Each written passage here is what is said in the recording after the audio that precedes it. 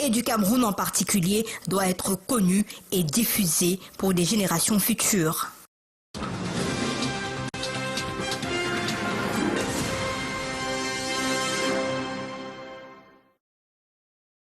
Et en guise de chronique politique, ce lundi, cette célébration de l'anniversaire de l'UPC, créée le 10 avril 1948 en Ndokpassi à Douala.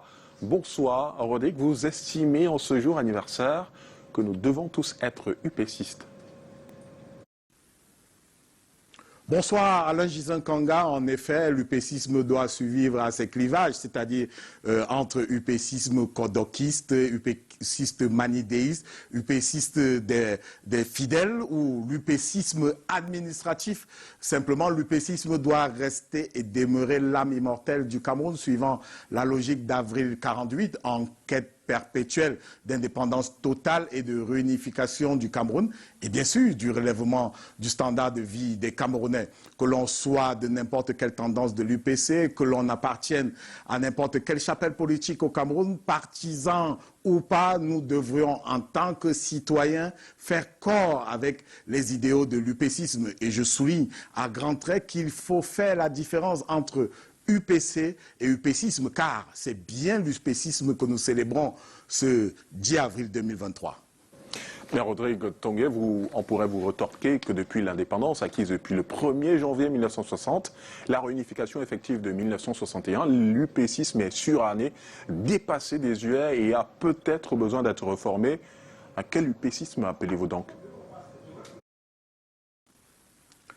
En effet, Alain Gisin Kanga, les oujolistes vous seraient d'accord avec vous, ils vous donneraient même raison parce qu'ils ont œuvré pour une indépendance et une réunification de façade du purement administratif, car si le Cameroun est considéré comme sujet de droit international depuis 1960, les reliques de la colonisation, telles le franc CFA, l'aide au développement qui a changé de dénomination entre temps et autres accords militaires montrent bien que le pays est certes indépendant, mais encore en quête de souveraineté. Ce qui a poussé les nationalistes jadis à parler d'indépendance totale. Quant à la réunification, elle, malgré les actes du 1er octobre 1961, du 20 mai 1972, les revendications séparatistes ou tout le moins autonomistes qui ont gagné en intensité depuis 2016, plongeant une bonne partie du Nosso dans une sale guerre. Bon, les autorités yaoundé préfèrent parler de conflit, montrent que le contentieux historique a été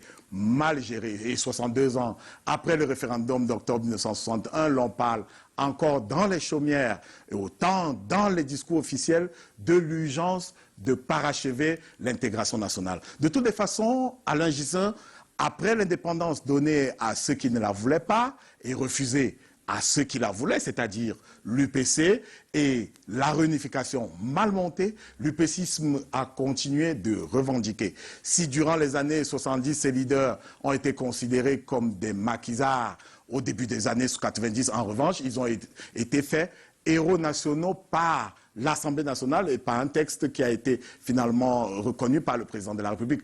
Preuve que leur combat reste légitime. Le flambeau des luttes nationales doit rester allumé, l'UPCisme doit vivre, et ce, malgré les bégaiements de ceux qui en apportent aujourd'hui la bannière.